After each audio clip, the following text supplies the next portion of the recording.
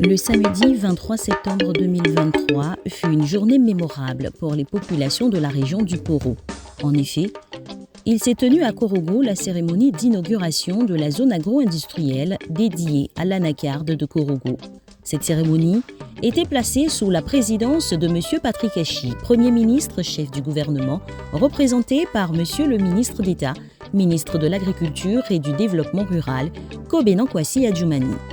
En présence du ministre de la Communication, des Médias et de la Francophonie, porte-parole du gouvernement, Amadou Koulibaly, du préfet de région du Poro, préfet du département de Korogo et de plusieurs personnalités.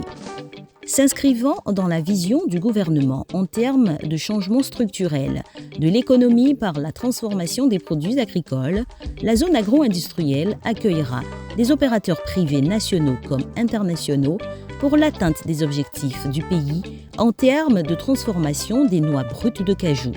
Dans son allocution, le premier responsable de l'anacarde en Côte d'Ivoire, Dr Adama Koulibaly, directeur général du Conseil du coton et de l'anacarde, a remercié tous les acteurs qui ont participé à la réalisation de cette zone et a rendu un hommage à feu le Premier ministre Amadou Koulibaly, grand agent à cette réalisation. C'est l'occasion pour moi de remercier la Banque mondiale pour la confiance qu'elle a faite au Conseil du coton et de l'anacarde en lui accordant donc un prêt. La population du Poro, au vu de toutes ces données, l'occasion est opportune pour moi de témoigner de ma reconnaissance à tous les artisans de l'homme qui ont rendu la réalisation et l'inauguration de cette zone agro-industrielle possible. Il a par la suite livré toutes les caractéristiques de cette zone agro-industrielle.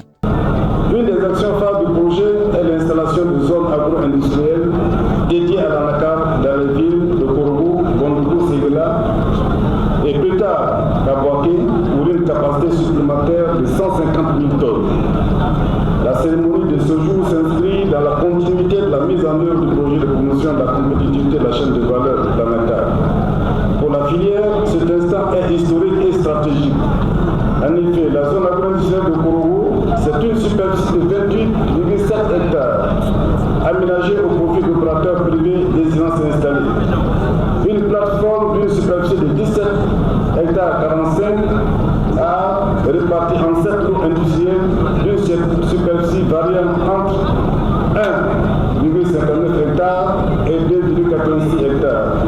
Une aire de séchage et 3 entrepôts de stockage de 2500 mètres chacun. Des aires de stationnement de camions poids lourds, dont un parking extérieur de 13 000 m² et un parking intérieur de 7 000 m². 2 postes de paysage.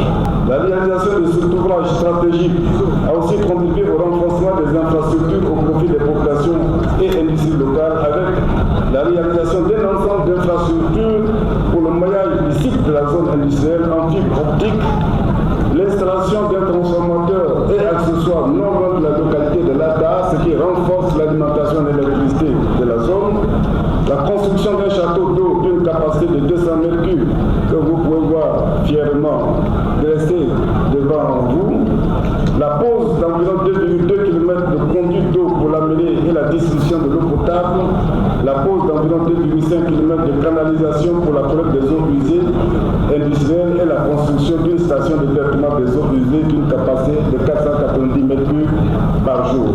Cette zone va régler le problème de chômage dans la région, a-t-il ajouté.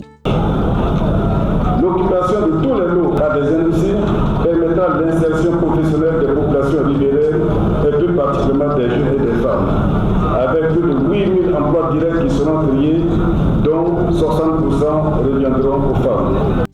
Aménagé par le Conseil du coton et de l'anacarde dans le cadre du projet de promotion de la compétitivité de la chaîne de valeur de l'anacarde PPCA, cofinancé par la Banque mondiale, cette zone agro-industrielle, la première des 3 aménagées par le projet Bondougou et Ségela en chantier, vient renforcer les acquis de la filière anacarde en termes d'appui à l'investissement privé dans les infrastructures de transformation. Ces 3 zones agro-industrielles permettront de transformer jusqu'à 150 000 tonnes de noix brutes de cajou, accroissant ainsi la capacité nationale.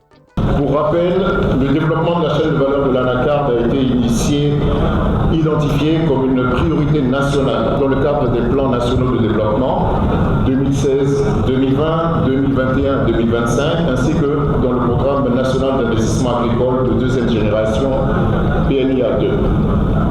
À travers ces programmes, le gouvernement a initié une transformation structurelle de son économie en mettant l'accent sur la transformation locale de ses matières premières agricoles, en particulier la noix brute de cajou, avec un objectif de transformer au moins près d'un quart de sa production nationale d'ici 2025.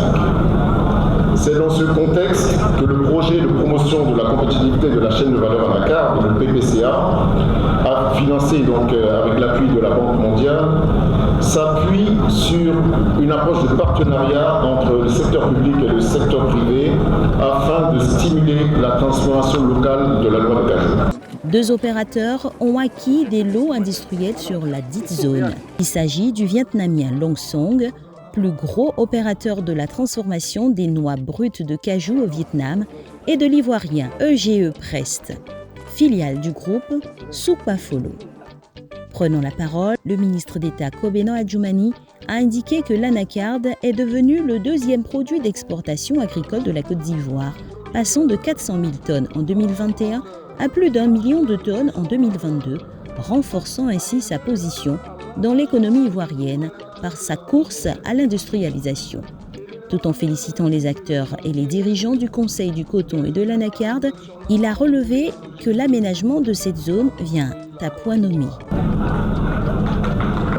Je voudrais donc féliciter et remercier les dirigeants du Conseil du coton et de l'anacarde, le président du conseil d'administration et le directeur général Dr Adama Coulibaly pour l'ensemble des initiatives prises pour le développement de la filière anacarde en Côte d'Ivoire et grâce auxquelles nous sommes aujourd'hui 2e fournisseur d'amandes sur le marché mondial.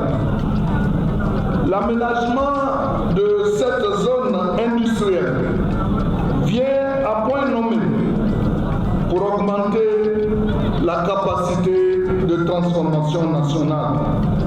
C'est un enjeu vital pour le secteur ivoirien du cajou, car notre production de noix brutes a franchi le million de tonnes.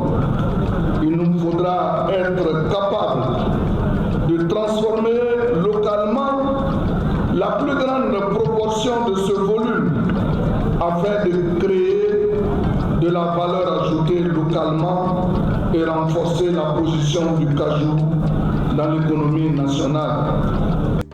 Il a invité les investisseurs à s'installer sur la zone, sans manquer de rappeler aux acteurs de produire des noix de cajou de qualité. Population de Korogo, chers parents, chers frères et sœurs, en ma qualité de ministre d'État, ministre de l'Agriculture et du Développement rural et représentant du Premier ministre, je mesure pleinement la portée de l'acte que nous posons aujourd'hui.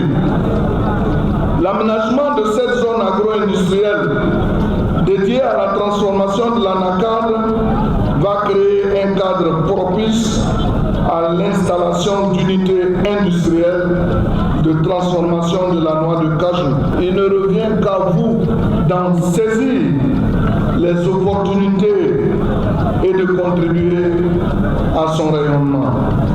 L'installation de la zone agro-industrielle est une garantie de débouché pour les producteurs et la garantie également d'un revenu stable pour les dits producteurs. Chers producteurs d'anacarde, chers frères et sœurs, acteurs de la filière anacarde et de la région du Poro, ainsi que des régions voisines, le succès de cette zone industrielle dépend aussi de vous. Il nous faut rassurer les investisseurs. Qu'en s'installant sur cette zone industrielle, ils s'offrent la possibilité d'avoir en grande quantité la meilleure qualité du cajou ivoirien. Nous devrons ainsi mettre l'accent sur la qualité de notre production par le respect strict des recommandations des encadreurs. Une belle cérémonie qui s'est achevée par la visite de la station de traitement des eaux usées.